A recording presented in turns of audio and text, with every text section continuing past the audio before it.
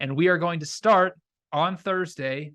Manchester City coming off a Manchester derby loss to Manchester United, hosting Tottenham, also coming off a derby loss to their hated rival Arsenal.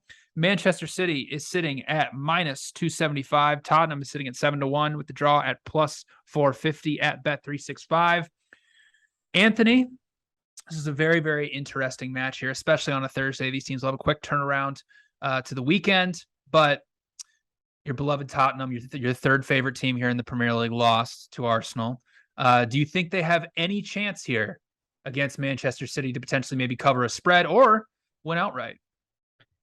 Well, if you believe in the concept of bogey teams in the Premier League, then yes, Tottenham has a chance.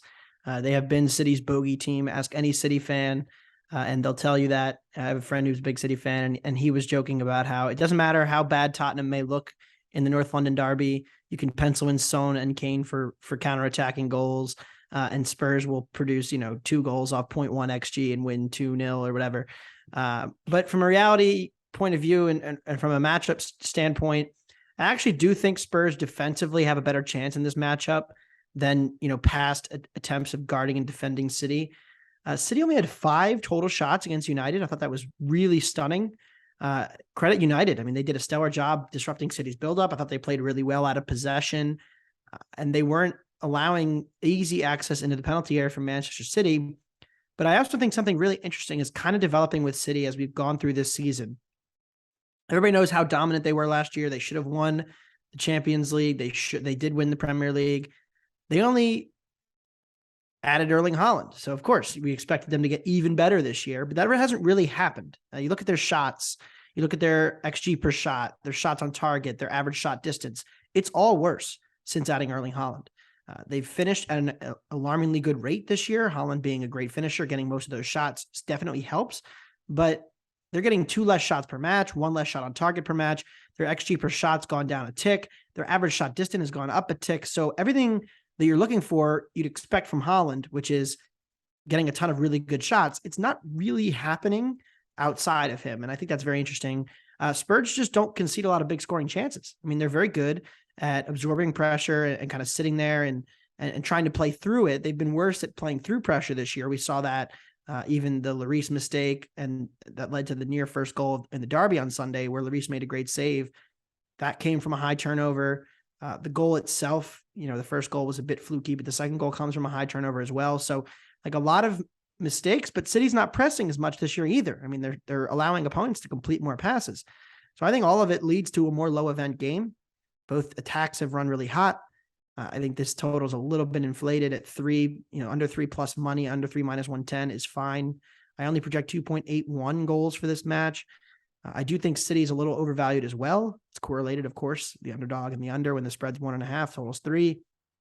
So I lean towards Spurs as well, but I see this as potentially like a 1-0, 2-1, 2-0 kind of game. I don't think that City will just run and open up Spurs because they just really haven't done that to a lot of teams this year. And so I do think this is a good under spot. Tottenham, the biggest problem defensively, they don't allow big chances, but their goalkeeping's been worse. Lloris has taken a step back.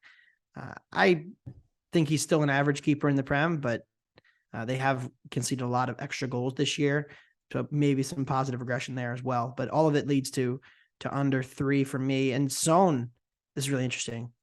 Going through the numbers on him, and really the attack was built around Son and Kane.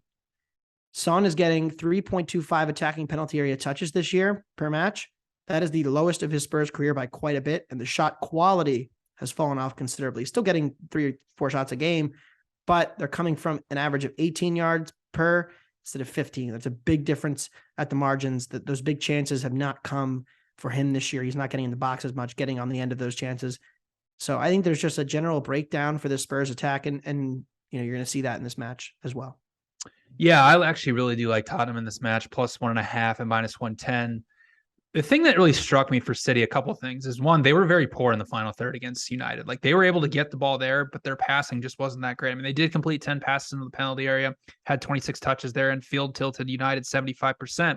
But like you already mentioned, they only get off 5 shots after all of that. That's incredibly concerning, especially when the game script's going to be very similar because Tottenham is going to sit in a low block just like United did.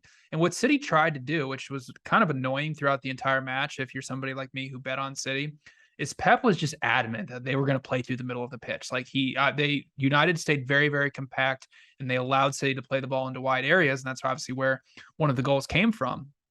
But the same thing can be said here, that if Tottenham's going to stay very compact, because out of possession they were like staying mainly in a 5-4-1 against Arsenal and clogging up the middle of that pitch, forcing Arsenal to basically just make lateral passes around the box. It's troublesome that if City can only get off 5 shots against United, and like you already mentioned, their average shot distance is going up, they're not getting as many good, high-quality looks, how are they going to actually break down this low block? Now, we could all look really stupid and they can put up 6 goals just like they did against United, but Tottenham is one of the best teams at defending their penalty area in the Premier League. Yes, they are 7th in expected goals allowed, but it's because they allow over 14 shots per 90, but Tottenham's average shot distance allowed is the best in the Premier League on average at 18.9 yards. So, and like you already mentioned, they don't allow a lot of big scoring chances. So I think it's going to be I agree with you. I think it's going to be very, very difficult for City to actually create those high quality chances. And the Spurs attack looked better against Arsenal. And I think what we saw is that they were much more direct. They weren't trying to play build up like they did against United when it looks like they couldn't string 2 passes together. They were throwing a lot of long balls up the pitch and putting pressure on the back line, which in this match with no Ruben Diaz, no John Stones, it's probably going to be a good idea to attack Nathan Ake and Akanji. And the thing is, Spurs outshot Arsenal in the penalty area, 12-8. Like, they created 1.6 expected goals. It was a lot better for Tottenham. And City against United, they did look vulnerable in transition with 3 or 4 opportunities. And I mean, you can say what you will about the offsides.